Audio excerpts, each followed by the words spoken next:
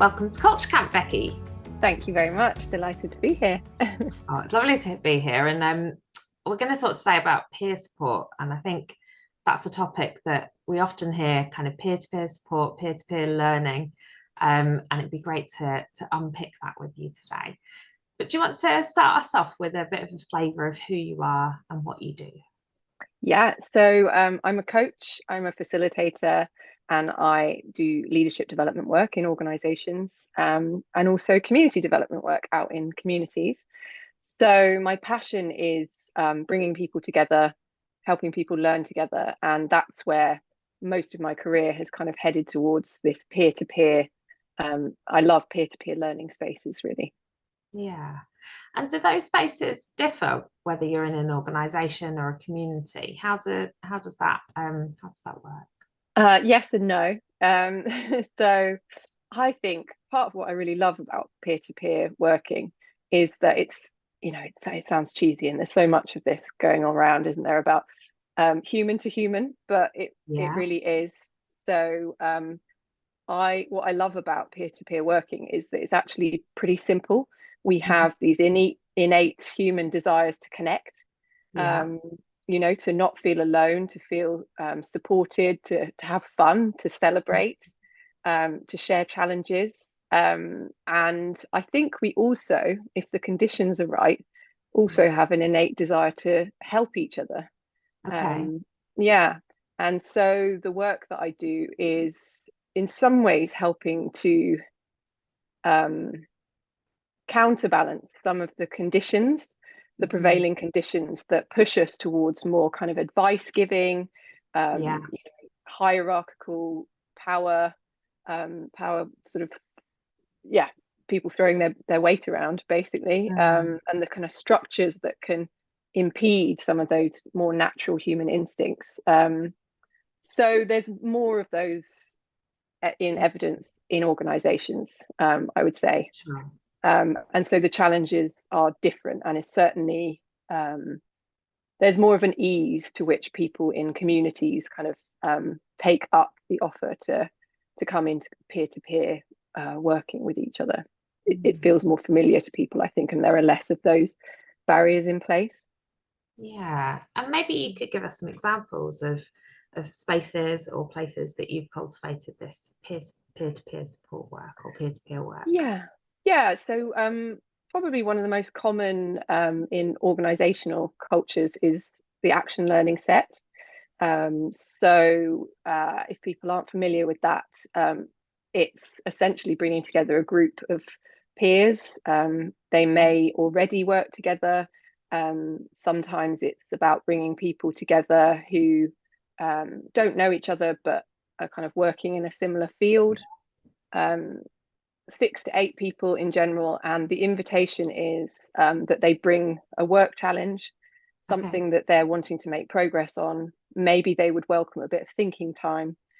And then there's a facilitator, somebody like me, who can hold a space where it's a space of learning. So, non-judgmental. They can have a Mm. go at coaching each other through those challenges. So basically, people take it in turns to be the person being coached, to be a coach, and then the rest of the group is observing. So what I love about action learning sets um, is that they're very practical. So people are Yeah. bringing there's no kind of role play.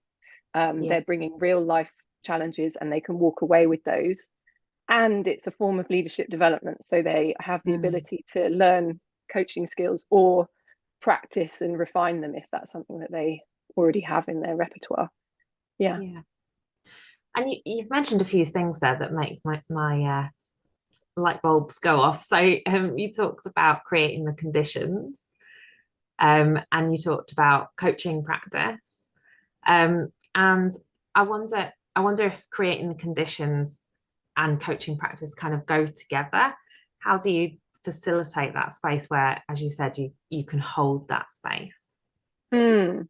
Um, so creating the conditions, I mean, in some ways, in those action learning sets in coaching groups, we can create kind of a little bubble. Sure. Um, so we can set ground rules at the beginning, where we invite people into a space where they listen Mhm. actively. So yes, demonstrating a lot of the coaching skills. So really listening to understand, not listening to jump in and say our Yeah. next thing. Really listening for people's wisdom, and then offering support and kind of underlining strengths that they Mhm. hear. Um, and asking really great questions. And again, there's a difference between asking questions because you're just intrigued and you want to find out more. And there's nothing wrong with that. But in a coaching space, we're inviting people to ask useful questions for the person Mhm. that they are. So they're in service. And there's a really nice switch when people get that kind of light bulb moment. Mhm. The other thing I would say, I set up I got so inspired by doing action learning sets in the NHS primarily, that I set up a social enterprise wanting to bring this to other settings that Mm. aren't so familiar with action learning sets, and also out into the community where people might not have those professional supports. So there's Yeah. something about particularly in more deprived communities where people might not have social capital, they might not have a kind Mhm. of network of people around them, bringing that to them as well. Um, and in that social enterprise, I'm just getting back to my train of thought, we operate with head, heart, and hand. Yeah. So we really invite people to engage head in terms of awareness, using their wisdom to help somebody else unlock their wisdom. Heart, Mm. really listening with our hearts and using our intuition to know Mhm. that we're asking questions that are really helpful. And listening to how we feel, and offering, maybe that back to the person so that they might unlock more that way. And then hand is about action. So coaching is about taking action. It's not, and this is where I challenge the kind of language around peer support, because for me, there's nothing wrong with peer support, but what I'm interested in is a much more active form of helping each other, and something that's much more two-way, which is where I think Yeah. coaching comes in. We developed something called a contribution framework for one of the projects that we're doing, which was Mm. about like creating a framework for that mutuality and Yes. reciprocal kind of Yes. you benefit and I benefit from this space. And I think Love it. action learning sets, because you're both coach and coachee, and you're kind of Yes. switching between those roles, Yeah. you really get that understanding of giving and receiving within a shared Exactly. space. Yes, exactly. And that's so powerful. You've just Mm. used loads of words that I absolutely love. Yeah. That's what I mean when you were talking before, and I was like, ooh, ooh, ooh. Yeah, yeah, yeah. And it's great, isn't it? Because then there's something about the just doing that, if we Mm. just get into those spaces, then we don't need to tell people like, that you're equals. It's like you have to Yeah. be, because you're swapping Mm. roles, you're all doing the same thing. So it Yeah. does have a really like smoothing effect on hierarchies. Not Yeah. always, because we have to pay attention to that a little bit in terms of what the formation of the group is. Uh-huh. Yeah. And I guess the sort of foundations of that you've mentioned are you have an assumption, or not an assumption, a kind of core belief that everyone does have the wisdom inside them. Everyone does have the intuition that they can um, kind of use as a tool within that kind of space. And I think Mm. that in itself creates that like equality, doesn't it, between um, we're not valuing one person over another person, No, because each exactly. person's experience is valuable innately. Exactly that. Yeah. So something I say when I'm offering the kind of basics of coaching skills is that doesn't need to be really complicated, that this is Yeah. something, because I think people come in and they're like, oh, coaching, and it sounds really fancy, and it sounds like a bit maybe of a bit of a mystic art. People might Yeah. come in with any assumptions, I suppose, about it. But it's just really inviting people, whoever they are, whether they work in organizations or they're out in the community, into a space to just tap into, exactly like you say, to tap into Mm. to skills they already have, and to welcome an ethos of seeing the best in each other. And actually that's another part of the kind of head, heart, hand, the structure that we offer people as part of coaching communities, the social enterprise I run, is that if we're really truly committed to developing a culture of this kind of way of working, then in my experience and from the evidence that I've gathered as part of this work, there are three really useful planks to put in place. One is an ethos. So it's really inviting people into the ethos that we are all whole, resourceful, and creative, which is they're principles that I've nicked from my coactive coaching training. They're really good. So ethos, a craft. So recognizing that actually this is a little bit countercultural to listen to hear, rather than to listen to respond and say the next smart thing that you want to say. To ask questions, to perhaps adopt a position of not knowing, and put aside the ego. All of those things are slightly countercultural, so they can feel a bit tricky for people initially. And the number one thing, particularly in the NHS, that I find people saying, but actually everywhere, is the first thing is to learn not to give advice. And that's the hardest thing that people find, first of all. So it's a craft. And then the third thing is a rhythm. So we need to keep practicing and coming back to these spaces. We need to invest. So that's why I really love the action learning model, or a peer circle, or an arrangement with a colleague where you say monthly, we're going to meet up and we're going to do this. Because I guess if something is slightly new, if something is a bit countercultural, then we need some discipline to it, and we need a structure. So those three things are what I kind of invite people to do if they're serious about this stuff.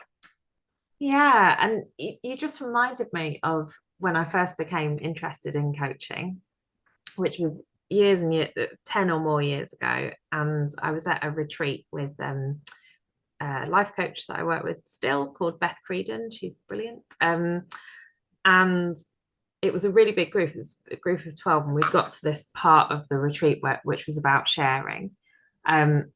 And the sort of structure of the group that had been, or the kind of rules of engagement that had been kind of set up, were about giving people space to listen and not interrupting, and just being with rather than encouraging or whatever. So there were some quite clear rules that had been set up. And I remember listening to, everyone was given quite a lot of space to talk, so it was a long process. But I remember listening to people, and I was quite near the end, so listened to nearly everybody before I spoke. And I remember thinking, these kind of bits of advice or bits of things that I wanted to say, bubbling up every time, and almost having to sit on my hands not to say it. And then just noticing how often people said the thing that I was wanting to say. I know. Or they said like the opposite thing. And I thought, oh no, if I had said that, I would have really. Yeah. So yeah, I think that was a real kind of I don't know, visceral kind of experience. That I've definitely taken forward into the group work that we do. And we do things, we do reflective practice circles, which are similar. And yeah, if that space hadn't have been held so in such a boundaried way, people had been allowed to sort of jump in, or then that experience wouldn't have happened. So yeah, I think the boundaries and holding that space is so important. But then if we're trying to create cultures in organizations, we can't control every space. So there's no, and that's the other thing that I really love is like peer run networks. So actually action learning sets typically have a facilitator. Sometimes they get to the point, say people have 6 or 8 sessions together, sometimes the bonds that they form are so strong that they continue working together unfacilitated, and that's fantastic. And actually, I tend to withdraw as the sessions go on, deliberately to do that. But again, with coaching communities, I took that further in that I wanted to train people up with facilitation skills as well as coaching skills, and to offer them a booklet and a kind of structure that they could use going forward. So and really got quite nerdy about the things that enable peer-led networks to continue, because we know that things can fizzle, can't they? So something I ask in all my training is, can you think of a time when you've been part of something that was, just a peer organized group? Can you think of one where it worked really well, or the opposite, where something happened, either it fizzled or something explosive happened? And that's the kind of ground, that's the foundation for teaching coaching, actually, is because and this kind of peer run spaces is inviting people to think, oh yeah, what is it that keeps me coming back? Like, what is it that keeps me coming back to these, and what helps these things stay alive, because they need feeding. And so again, some of those things become really important in how you set those groups up. And I think whilst on the outside it can look quite organic and it can look quite loose, there's actually quite a lot of rigor, isn't there, that goes into holding that space. And I always remember, so my mum's a counsellor, and she also does group reflections and supervisions and things, and a number of times she's had said to her, oh, this is really good, you're not really doing anything though, are you? She's sort of like, knowing that actually the roles that people are maybe taking on themselves unknowingly, or the roles that you're playing in such a I don't know, it's kind of in the fabric of the session rather than the thing in the middle. That's beautifully put. And you recognize that. Well, and that's the second time that you've made me think of a book. Have you come across The Inner Game of Tennis? Oh no. Oh, it's so good. It's quite short as well. Now I can't remember the guy's. Oh, I feel like it's Timothy Galway.